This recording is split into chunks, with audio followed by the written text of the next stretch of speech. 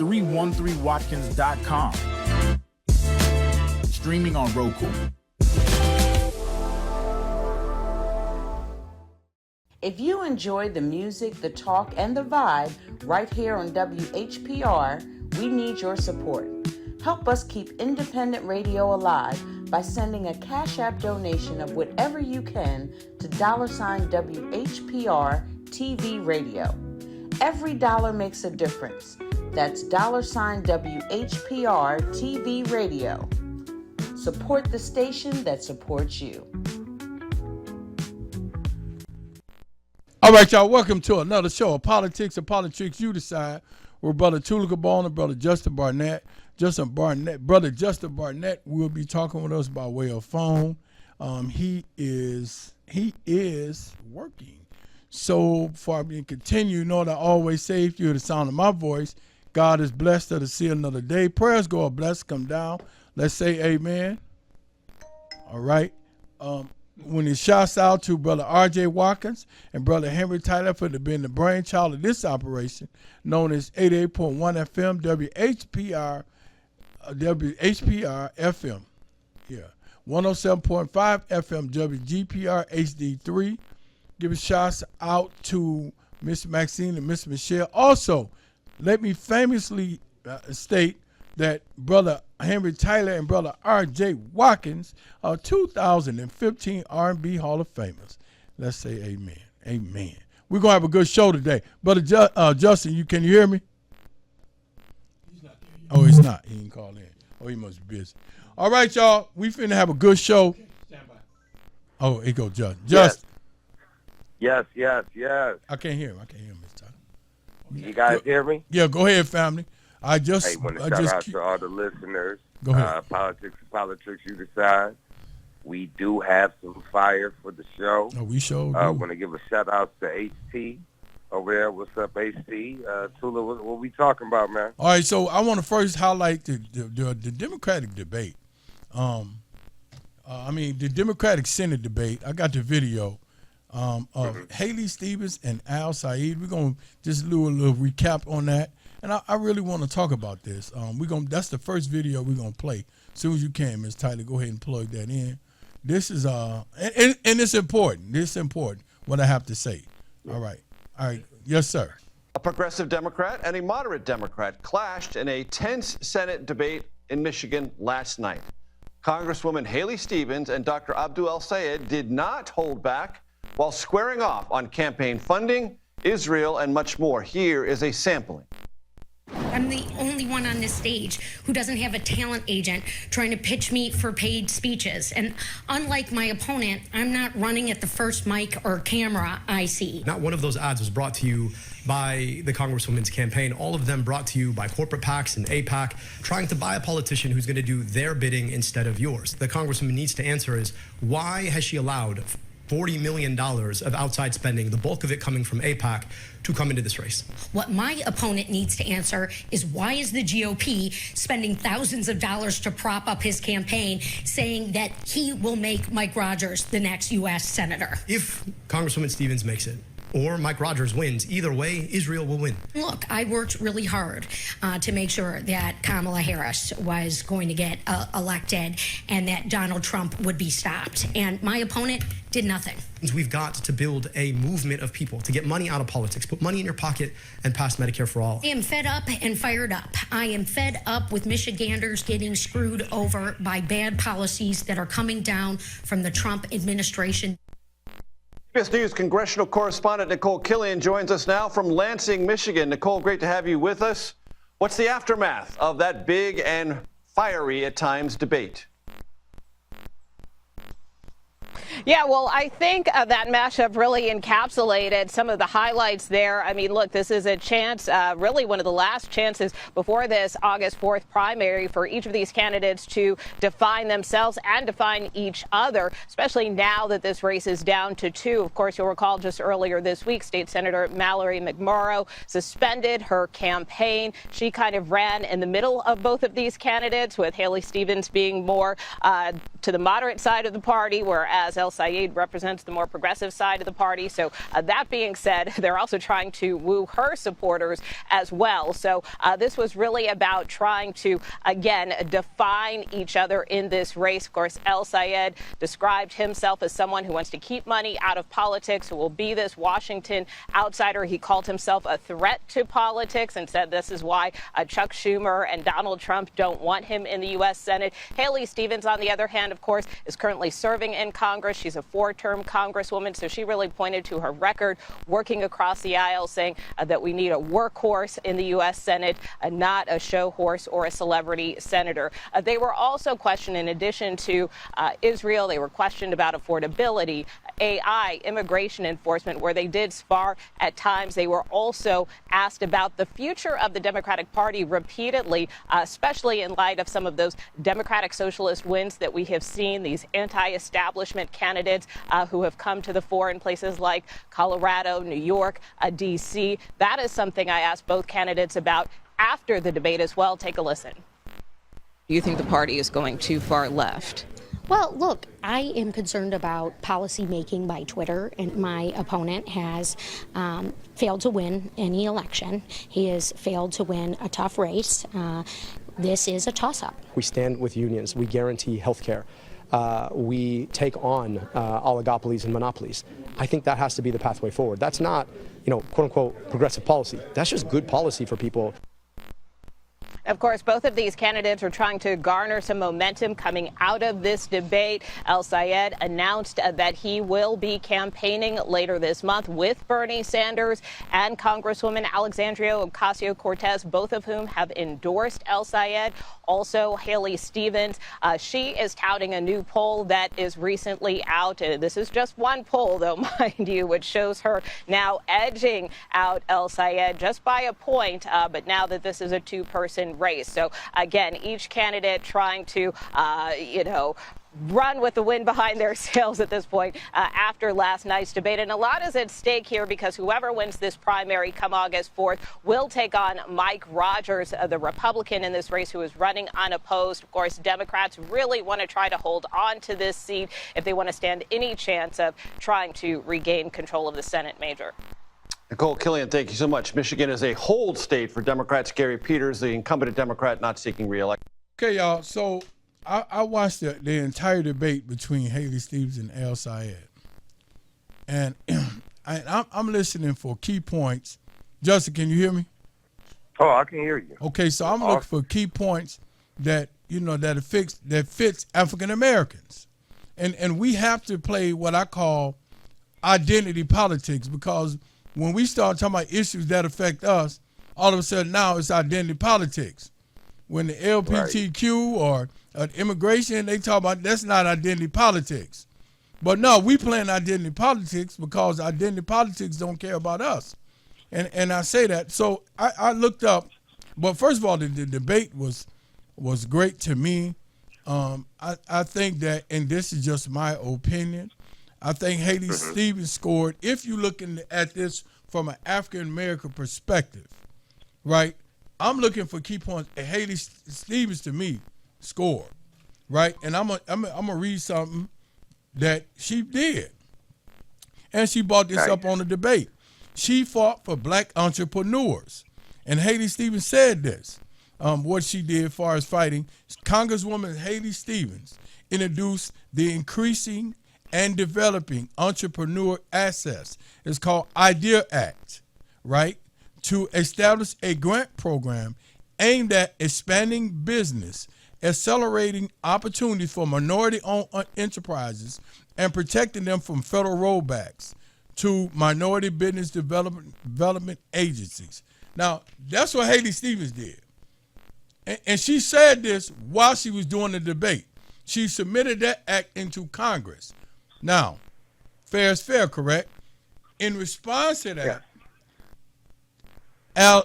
Saeed never stated, and I'm saying this fairly, he never stated there's a particular bill he has put forth to assist African Americans in our struggles to own business. In fact, Haley Stevens, paraphrasing, said that African Americans always suffer the most when it comes to entrepreneurship.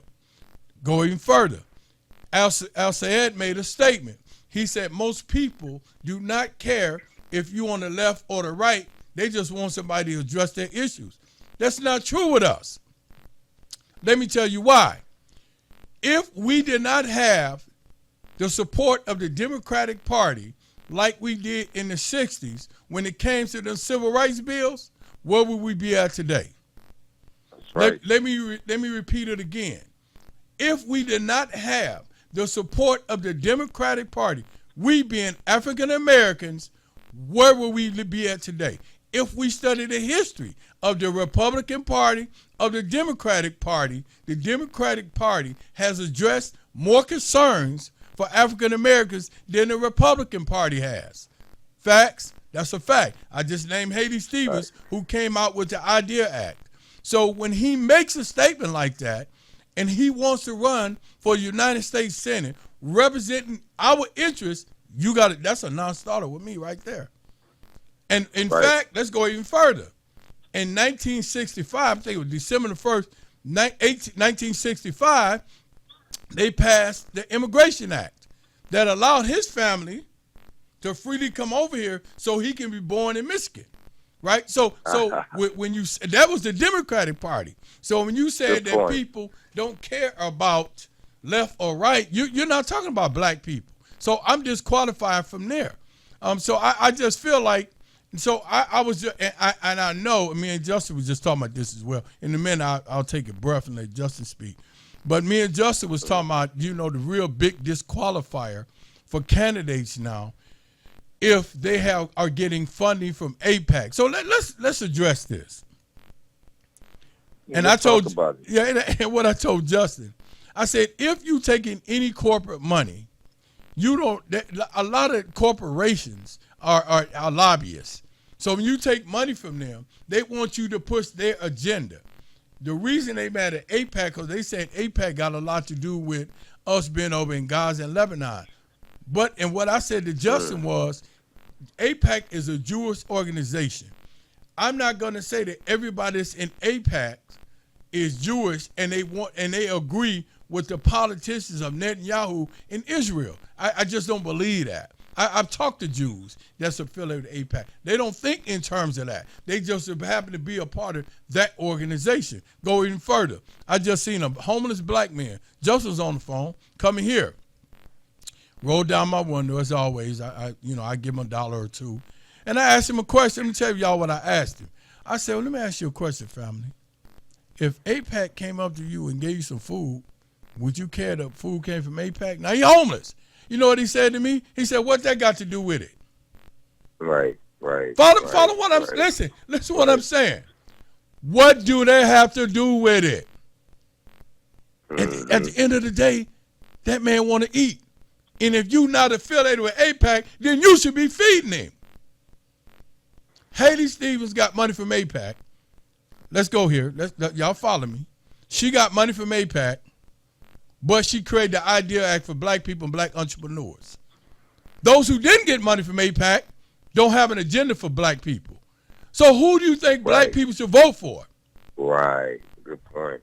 Very good point. You got the mic on fire. You see what I'm saying? Who should we vote for? You? Brother. The one that's worried about something, and which you should.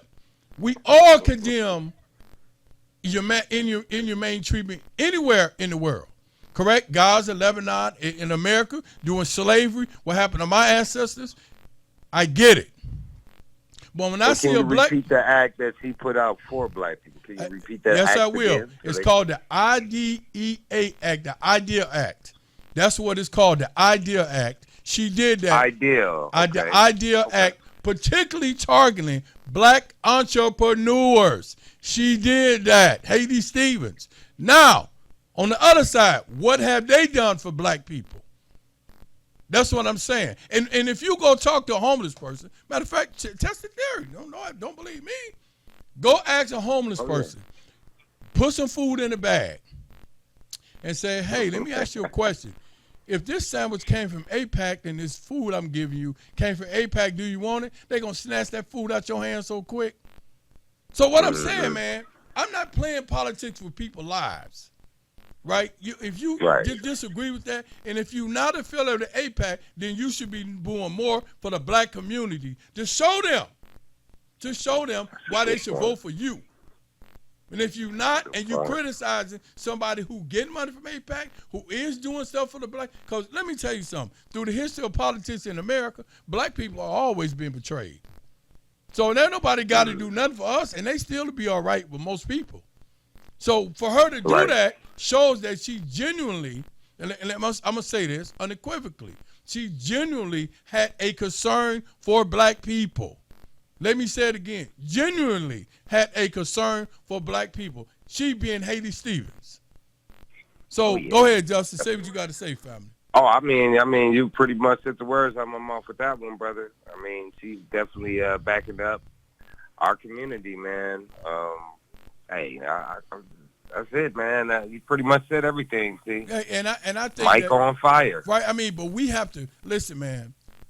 Well, I'm confident, and I want y'all to think about this. We dealing with, it's unequivocally, this is what's going on. Every commentator say this, that's black, a majority of them. We are dealing with a racist administration right now. Yeah. And if we put somebody in power as representing Michigan, particularly African Americans who voted for him, can we unequivocally state they're going to fight for black people on particular identified issues? Can we say that they're going to go up there and fight for us and speak on our behalf in general, or are they going to try to split our conversations with their agenda, worried about other things that culturally fits them? The only I am unequivocally stating that I know Haley Stevens will do that. The proof is in the pudding. It's in her work. You know what I'm saying? So I'm not saying something that she ain't backing up. Now, if somebody got something that I don't know, that the other person that's running against her to put together, then please do me a favor. Share it with us. But right now, when she said that, he didn't say nothing. And like I said, what caught my attention when he said it don't matter if you left or right. Oh, it mattered black people. It definitely mattered us if you left or right. And I was just telling Justin, let's go even further. Let's have a conversation. John James running for the Republican ticket for president. For governor. Guess what they called him? A DEI talking about candidate. James John? John James, the black man that's running for governor. They called him James John? Well, John, I'm you just call him messing what with you you, Tula. Go ahead. They say he's a DEI candidate for governor. Y'all know what DEI... Look, I need you to show that video. If I don't get have it for the I next don't have show. it. I'll do that. Yes. Yes, sir. They called him a DEI candidate, the Republican, whoever put that video out against them. Do you know what that word means under the Republican ticket? That's another way of saying the N-word. Now, this is a black man that's from Michigan running for governor, and they called him a DEI candidate. Now, mind you, hold on, let me show you the racist connection to this. They ain't called none of the white men DEI candidats. Well, Only the black I'm just man. surprised that they got away with saying well, that. I'm not. But see, and putting it on a commercial. Well, I'm not under you this. know, listeners, I was talking to Tula. I was talking to Tula and asking him, like, where did you see this at? Correct. You know, this was Twitter or what type of platform? Actual this commercial. is actually a commercial. They're running on TV and running on YouTube. So whenever I see that, that's a dog whistle. That's a racist dog whistle, because if you felt that John James was a DEI candidate, then why aren't you saying this about everybody else that's white males in the race? You're not even saying that about the Democratic candidates, that they're DEI candidates. You chose a black man that's running on a Republican ticket to say, oh, he's a DEI candidate. That's just another way of using the N-word in a secretive form. You see what I'm saying? Oh, yeah, that's definitely. So now, with knowing this, they eating their own pups. You really think that I'm not going to put somebody up there that's about that life, that's really going to be trying to move forward on our agenda? We're going to do that. Now, let's just veer off a little bit. I want to talk about the 13th congressional district running for Congress. Let's talk about it. Let's have a conversation. So we got three candidates. We got Donovan McKennedy, we got Sheree Tanadar, and we have Mary Waters that's running. Mary Waters is a write-in candidate. She is that. So and listeners, you do have to write her in too. Right, you're gonna have to. Mary Waters, so we're gonna put emphasis on that. So, and I'm sharing this because we have to be very on point when it comes. So I want to read just some of her qualifications, right? Mary Waters. Let's do it. And I'm saying this out of respect. Mm-hmm. Mary Waters, the architect of $203 million housing initiative that included down payment assistance for first-time home buyers. Let me say it again. Listen, I want y'all to hear this. The architect of $203 million housing initiative that included down payment assistance for first-time home buyers. She did that. Dedicated call center for those seeking housing, home repairs, established Cameo Davis Family Resource Center, 11-month baby who fell through a hole in the floor and drowned in water and feces. She addressed that. Secured money to create a senior center. Let me say this again. She secured money to create a senior citizen, only senior citizens, which we know they need their own place and space too. Let me say that because I hate when people bully seniors. Shout out to all home care workers that work in senior citizen homes.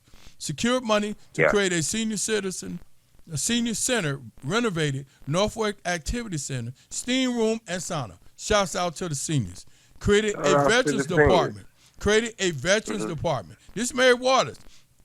Created Next Up 313, a young entrepreneur program to assist them in starting, growing, and sustaining a business. Mary Waters. Deed fraud, which is very much an important issue in Detroit. Established a pilot program to assist residents in protecting themselves from deed fraud. Chair, skilled trades, assisting people with career opportunities, which we know in the black community, we need skilled trade programs to help black men. Yes, we do. This is a fact. Mary Waters put that together. Hold on, I got a couple more now, and I want y'all to listen. I got to get back to it. I'm talking so much. Bear with me, because we're dealing with qualifications today. Create a senior. Created. Here we go. Okay. Created a. Okay. Sponsor. Okay. Yeah. Here we go. Sponsor compliance ordinance that help to hold landlords accountable. We need that. Sponsor rental application fee ordinance. Place a cap on application fees. Created a union apprenticeship program. Created a senior accessibility program, a program that installs ramps, rails, shower assistants to allow for easy mobility for seniors. Let me say that again, and I know that because my mama needed it. Created a senior accessibility program, a program that installs ramps, rails, shower assistants to allow for ease of mobility. Fought against landlord value tax, assisted residents with completing their application for homeowner assistance, champion land bank issues on behalf of residents, formed UAW, local 2500 organizer, BCBSM.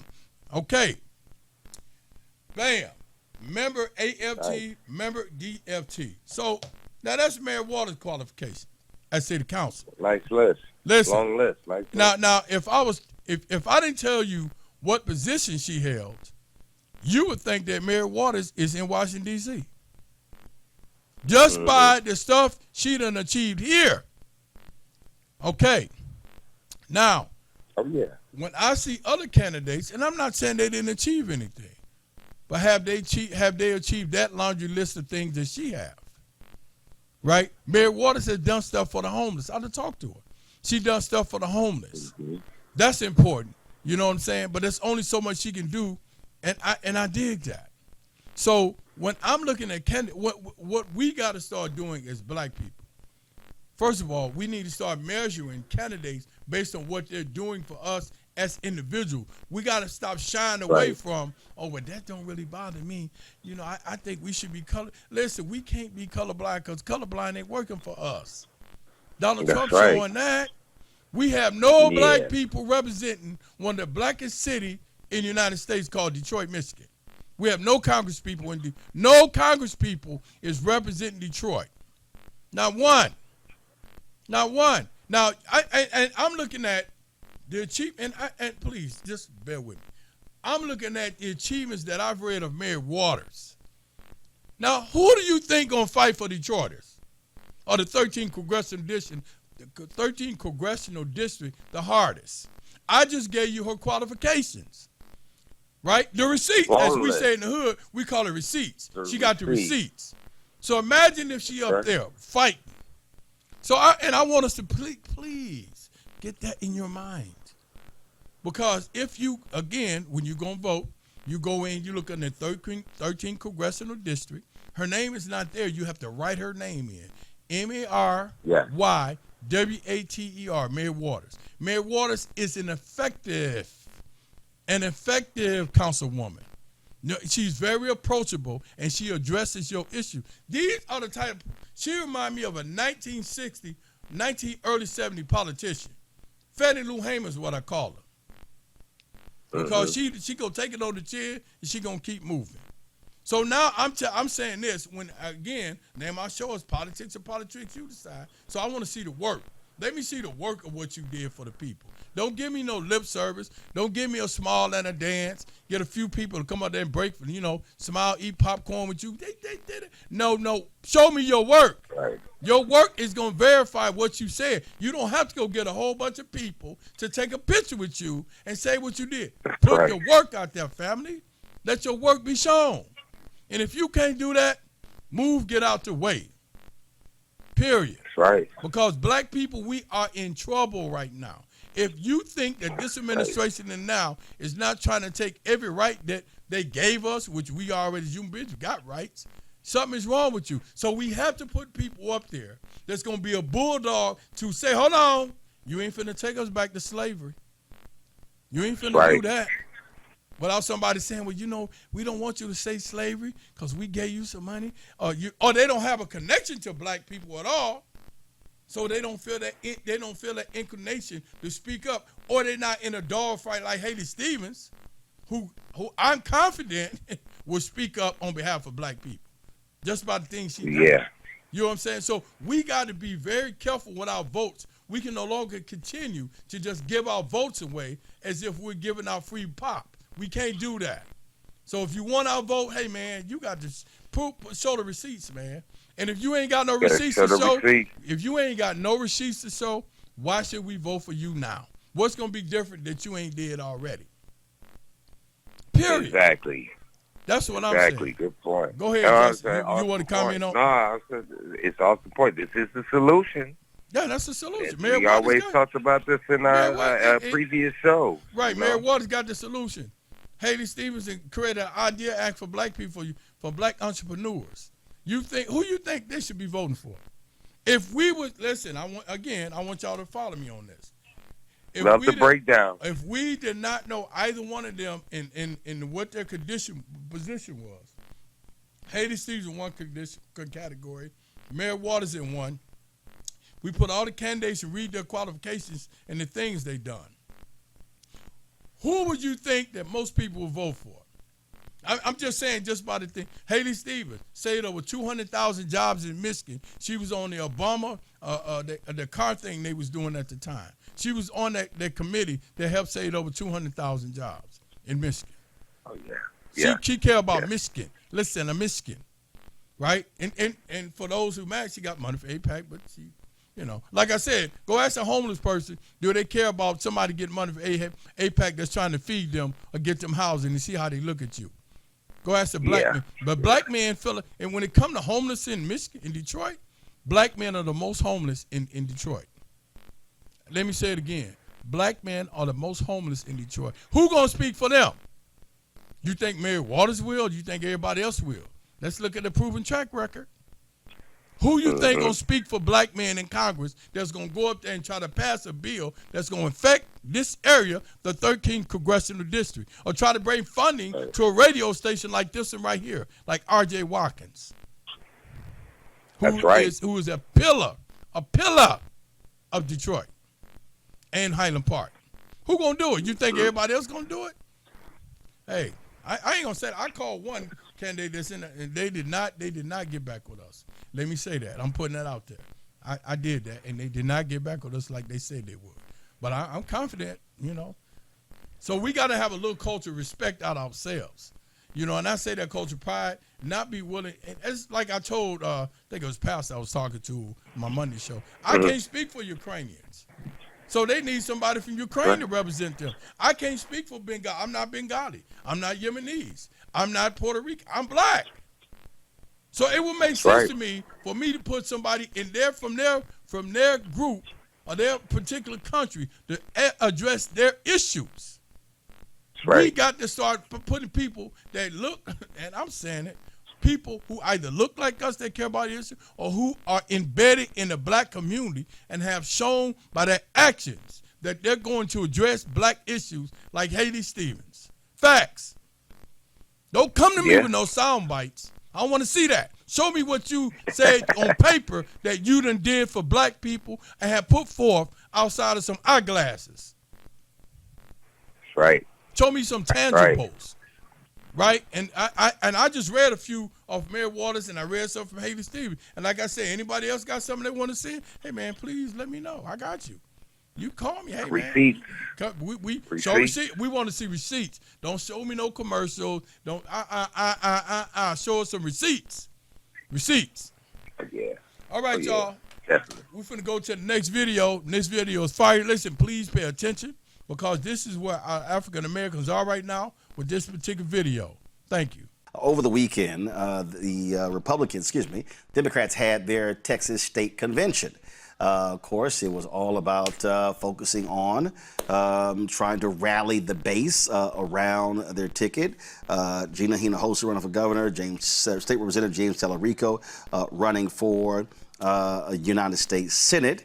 And I saw some chatter online. There were some people who were not particularly pleased with Tallarico's speech because he cited his family and the Texas independence from Mexico, when in reality, the Texas Revolution was over slavery. But we'll deal with that. But one of the folks who spoke is Representative Jolanda Jones, and she had the folks there a bit fired up, and it was a direct challenge to all of the candidates running statewide, saying, if y'all want to win, y'all had better focus, laser-like focus on black folks. Black Texans are heartbroken after two extraordinarily inspiring, qualified black women, Vice President Kamala Harris and Congresswoman Jasmine Crockett, lost. With Congresswoman Crockett's loss, there are zero, zilch, nada black statewide candidates for the midterms. Black Texans are hurt, angry, and discouraged. You can clap, it's the truth. Ignoring that reality won't make it disappear. Telling us we have to vote Democrat won't motivate us to vote. But there is good news. We can earn the black vote. Not assume it, not expect it, but earn it. And let me be clear. We don't want Texas to make the same mistake this country made when Walter Mondale defeated Jesse Jackson. Too many people assume Jesse's inspired supporters would simply fall in line. They assumed the energy and enthusiasm he created in black communities would automatically transfer to the Democratic nominee. It didn't happen. Just like today, with Vice President Kamala Harris and Congresswoman Jasmine Crockett didn't win, we can't assume the voters they inspired will simply show up. Inspiration doesn't transfer, it must be earned. So the question is simple. Are we smart enough, Texas Democrats, to learn from history? Will we invest in black Texans and earn the black vote? Or will we take black voters for granted and wake up after Election Day with a big L? The 18 Democratic members of the Texas Legislative Black Caucus represent, for the most part, more than 90% of black Texans. We know our communities and we've earned their trust. But trust alone does not make people vote. The members of TLBC know our communities. We know our pastors, our county and precinct chairs, our neighborhood leaders, our organizers, radio shows, newspapers, podcasters, social media influencers, and the black thought leaders, political consultants, and pollsters who actually make black voters go to the polls. Radio costs money. Digital costs money. Organizing costs money. GOTV costs money. So if you know and you appreciate that you need us, and you respect us, if you trust us, invest in us, work with us, not around us, and together we can deliver victory. There are, okay, all right.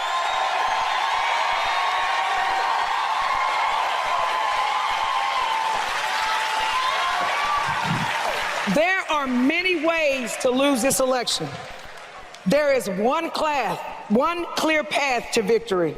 That path runs through Black Texas, not by talking at Black voters, but by listening to Black voters, not by taking Black voters for granted, but by investing in Black communities.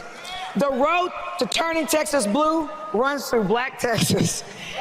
So I'll leave you with this. Be bold, be brave, tell the truth, have the courage to have the conversations that make people real uncomfortable, and do the things that need to be done to get out the vote. Because I believe if we do that,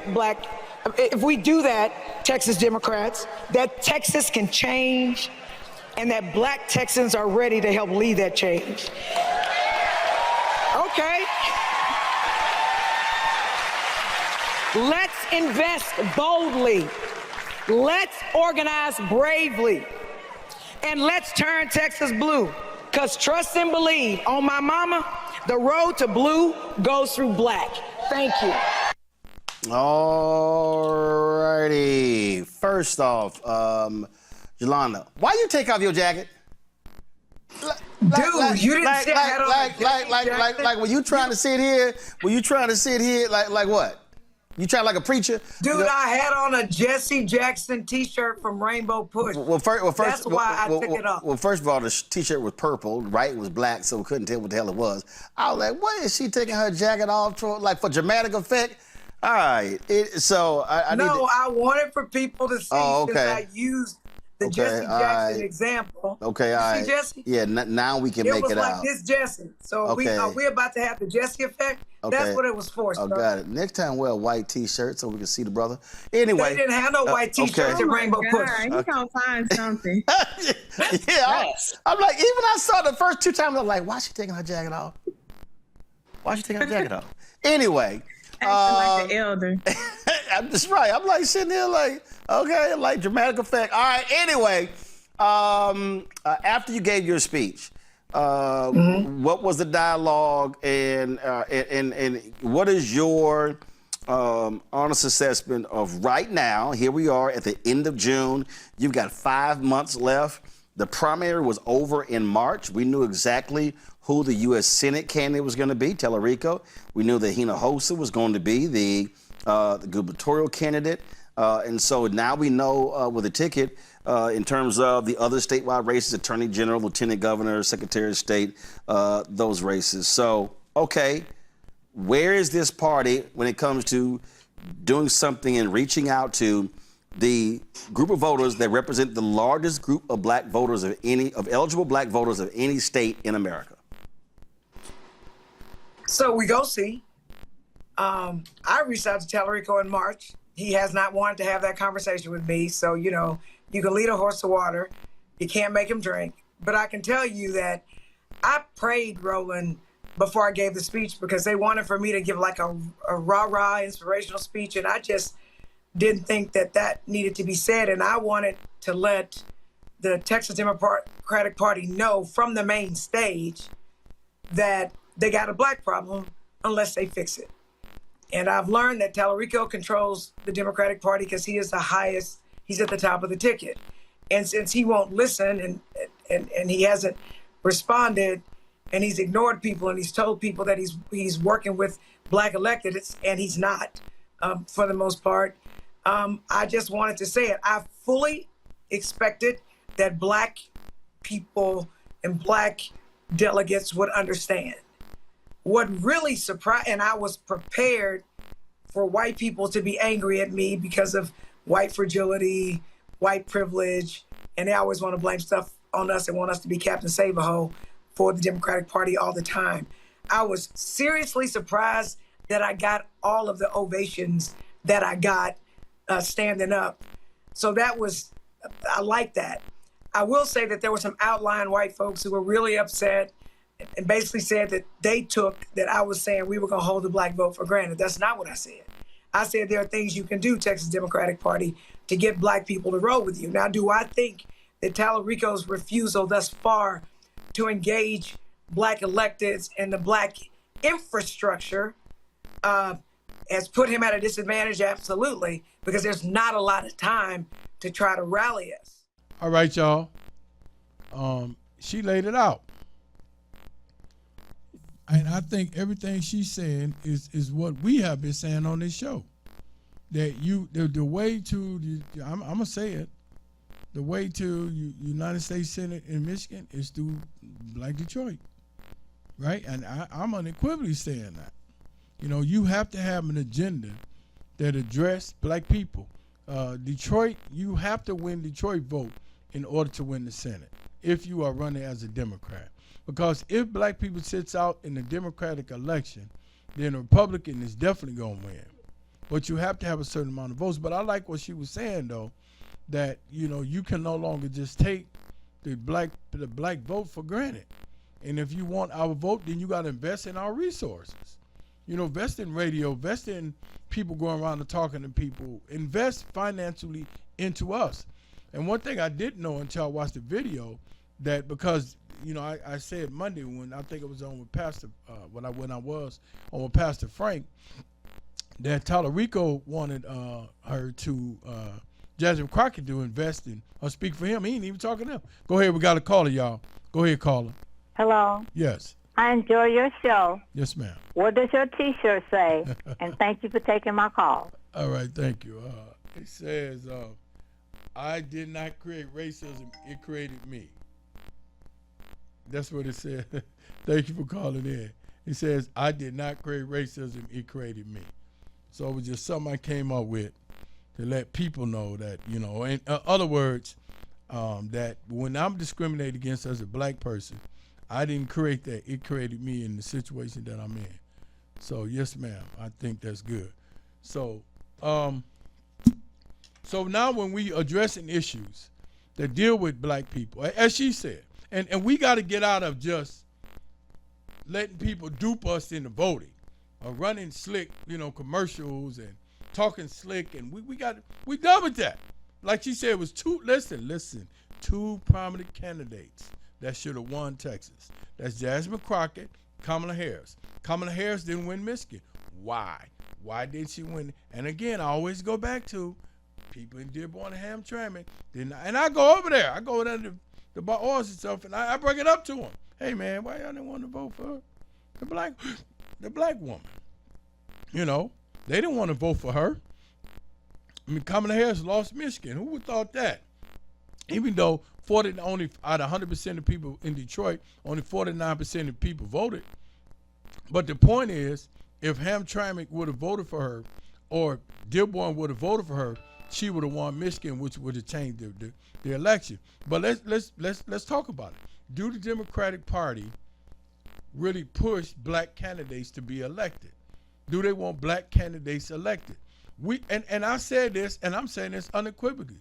The Democratic Party, we got to stop acting as racism somehow skipped over the Democratic Party. We got to call it. Go ahead, caller.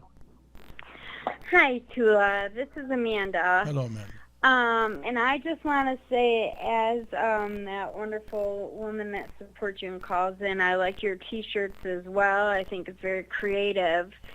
And I wanted to say something. I've been seeing a lot of the commercials about John James and him being a Democrat, Republican. I really don't know what he is at this point.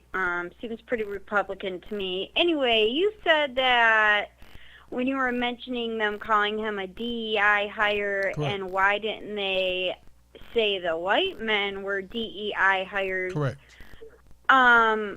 I thought that when they explained what DEI, what they referred to it, white people referred to it as other ethnicities, such as Mexican or black or something. Am I wrong for thinking that? Absolutely. Or Absolutely. A DEI hire is code language for a black person, right? Because if we look at the qualifications, Charles Brown, let's go there. The brother they fired that had more experience than Pete Hegseth, right? Pete Hegseth came in as the Department of War or Department of Defense and fired him. So, and when you look at qualifications of a person, who you're going to hire somebody who has the most experience. It's like getting a mechanic for a car. You gonna get a mechanic that's been there 40 years, or you gonna get a mechanic that just started? You probably gonna go with the 40-year mechanic. So right? No, of course. So what the 100%. No, I understand that. Right. So what the Republicans has been able to do, and they don't say they don't want black people to run. They label us DEI hire. DEI is something that came up in 2020 to give black people a racial advantage because they was being discriminated against. So they say, okay, we're going to create a program called Diversity, Equity, and Inclusion, which means we're going to carve out some areas for African Americans well qualified to get the positions that historically we have begun to ignore them in the positions. So now what they're saying, as Charlie Clerk said, Clerk, yeah, we'll say it that way. If I see a black pilot, I don't know if they're qualified or not because it might be DI. Well, they're qualified. Y'all just historically aren't allowing black people in the position. So when they say that about John James, that is just another word for the N-word to say he's not qualified because he was appointed based on a quota or a program, which is not true at all. That's why it said that. Oh, okay. So I guess I just didn't understand it when you said, why aren't they calling the other white men DEI? Right, because they never have. Pete Hegseth is a DIWM qualification. No, I'm sorry, white man. Yeah, okay. Diversity, Equity, Inclusion, white male. That's what he is. He's underqualified to be in the Department of Defense. Everybody know that, period. Yeah, 100% he is. He definitely should not be there, and that's been proven 10 times over. But thank you so much, Tula. No problem. Great show. Bye-bye. Thank you so much. And I thank her for the question. So I mean, whenever again, you know, and we have to address this again. When I was just reading over the qualifications, and I wanted to be fair about what I was doing today. You know, I read the qualifications, and we have to think. Black people, we got to start using our mind, right? Because I seen something that the agenda, in which I didn't have a chance to play the video, but what I'm seeing more about the so-called progressive movement within the Democratic Party, they're trying to push what they call the older generation out to get a newer generation in to come with a new concept of what they call democracy. Well, let me be clear about that. We definitely object to that, black people. Why? Because it was the older generation of blacks that's getting a newer generation of blacks the opportunities that we got now because they fought to get the laws to get us in there. Let me say it again. It was the older generation of blacks that got the new generation of blacks to get where we are. So we don't think in terms of getting rid of the older black people. We don't think like that. We understand in our community that we rather have grandma wisdom and grandpa wisdom than somebody that's 20 wisdom that has never have their lived experience. When I talk to older brothers and sisters, I'm humbled by that. Why? Because they share experiences with me. They give me the strength and stuff I need to move forward. That's why I'm motivated by that. So when I hear people say that, no, that's not a part of what we're trying to do. So when I break down the qualifications of Mary Waters been in there how long? And we break down her quality. We break down Haley Stevens. Those are mechanics that have been in the shop. They've been in the political workshop, right? They've been there. They've been working.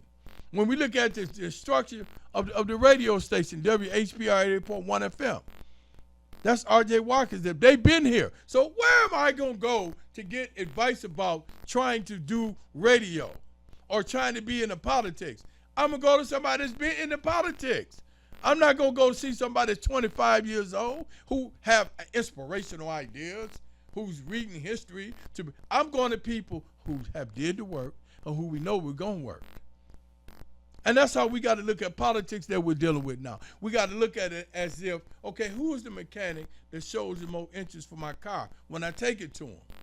Who's the mechanic that's going to address my political issues when I take them to them? Because black people, we got to stick to the horse wheel. We got to. We can no longer play this game. I don't care. Because they trying to write us out of history. This is fact what I'm saying. So we have to care. We have to care. And we cannot let somebody bamboozle us with this language as well. It really don't matter if you're right or left. It matters. It does matter. My question is, what are you going to do for black people? Right? And we should be able to stand on all 10 and say that. We shouldn't be trying to run away from that. All right, y'all, we're going to show a couple of minutes of this video right quick. Watch what Angela Reese say. Angela Rice say socialist agenda is. Go ahead. Thank you. There have been several recent Democratic Socialist wins. Bakari pulled for us, I think over the weekend, a tweet. If we can pull that tweet up. There was a Twitter paraphrase from the NYC DSA co-chair. In that tweet, he basically is saying that he wants to use the Democratic Party as a vehicle for their wins, for the primary elections. DSA co-chair, the quote, "We're using the Democratic Party as a ballot access vehicle, not because we share its goals. We build our own organization, get elected under the Democratic label, caucus with Democrats when it's useful, and push our own agenda from the inside. We see the Democratic establishment as an obstacle, not a home." End quote. We've seen things from a former DNC chair, Jamie Harrison, saying things like, don't use our resources, don't use our vehicle, our space if you're not aligned with our values. But y'all, remember, Democratic Party is a big tent party. So who's to say Medicare can't be for all? Who's to say that there shouldn't be a livable wage? I think that we agree with a lot of those values. So Bakari, Republican Bakari, almost Republican Bakari, Blue Dog Democrat Bakari. What is the problem? Like, why is the big tent only applied to moderate white Democrats, but it doesn't apply and I think to there are a lot of lessons. The Bernies of the world. I think, first of all, it does apply to the Bernies of the world, but we have to remember Bernie got outwardly rejected in the primary, not once, but twice. I mean, people try to act like the race was close. He lost by 4 million votes to Hillary Rodham Clinton. Yeah. I think that there are things that can be learned from the elections that we saw and the victories. The first thing that I'll point out, though, is if you look at Colorado, which is the most recent election. Not Colorado. Say it again. Colorado. How you pronounce it? Colorado. There's an L. I don't know who Colorado is. Colorado. Colo. So this is why first I don't necessarily buy stock in this kind of DSA movement that we're just getting more progressive. I think that the number one thing we're seeing is kind of anti-incumbency. It's a fight back against Democrats not fighting, because Diana DeGette, who got beat last night, she was a member of the Progressive Party. She voted against the Iraq War. She's strongly pro-choice. She's pro-gun control. She supports Medicare for all. She was a 2021 impeachment manager. She voted against November 2023 Israel aid, and she's less than 70 years old. The problem that she had is that she stayed too long, and she was there for 15 years. So I do think that there is a great deal of anti-incumbency that we're seeing across the country. That's first. Second, affordability. Things like that, the Mondani message on affordability, what we saw in New York, talking about making consumer goods, particularly when you have a trillionaire in the country, but you have people who can't afford to buy their prescription drugs and pay their utility bills. Those are messages that need to be heard. All right, y'all. So now, and because I only got maybe 3 or 4 minutes left. So did y'all hear what the Democratic Socialist agenda is? The tweet they sent out. Hey, we just coming to the house. We don't believe in what they got going on. Now, we can rock with them if it fits our agenda. They are an instruction to what we're trying to do. Now, I said this. Now, y'all just heard what Bakari said. They're trying to push the incumbents out, meaning the older black people, older people that's running in politics. They're trying to push them out. How can you push the incumbents out when they built the house? Like I said before, if you listen, the question becomes this for us, and I'm tailoring this message to African Americans, because I believe that we can be great. We got a caller. Go ahead, caller. Hey, it's me again. I just wanted to say good video, Tula. Okay. Excellent video, brother. All right. Anything else? Definitely a good video, brother. Okay. All right. Thank you, family. Look. All right. So I just wanted to say, we have to be vote stingy. That's the word, correct word. We have to be vote stingy now, and that we have to put people in that's going to carry the water for. Listen, we have never, African Americans has never asked for a handout. We asked for a help up. But the problem is when we get a handout, they want to keep cutting the hand that's handing us out. We're not begging, we're asking for opportunity to be treated as everybody else as equals. That's it. That's all we want. So I don't want anybody thinking that we're here begging. No. We want laws that protect us. We want people to go and address our concerns and issues. That's it. Justin, you got anything you want to say? Oh, man, you said it, brother. You said it, man. This is the solution. You got to get out and vote. Definitely want to give a shout-out to HC in the background as well, and all the listeners that called in as well. All right. Well, y'all, I just want to say, please, I hope y'all enjoyed the show today. I hope the show was informative. But look, August the 4th, if the primary's in Michigan, if you got an absentee ballot, please send it in. And again, if you're voting on the 13th Congressional District, we have 3 candidates. We have Sheree Tanadar, we have Donald McKinley, and Mary Waters. If you want to vote for Mary Waters, you have to write her name in, MARWATERS, Mary Waters. We have to keep that in mind, and we got to put somebody in Congress that's going to address the issues of black people in general and at large meaning everybody else as well. But we are the ones that's coming under attack under this particular administration. They're not telling nobody else they can't talk about their history except us, period. So I want to say thank everybody for listening today to Politics and Politricks You Decide with Brother Tulabone, Brother Justin Barnett. Catch me Monday at 5 o'clock, guys, with Real Talk with Tulabone and Pastor Frank Jackson.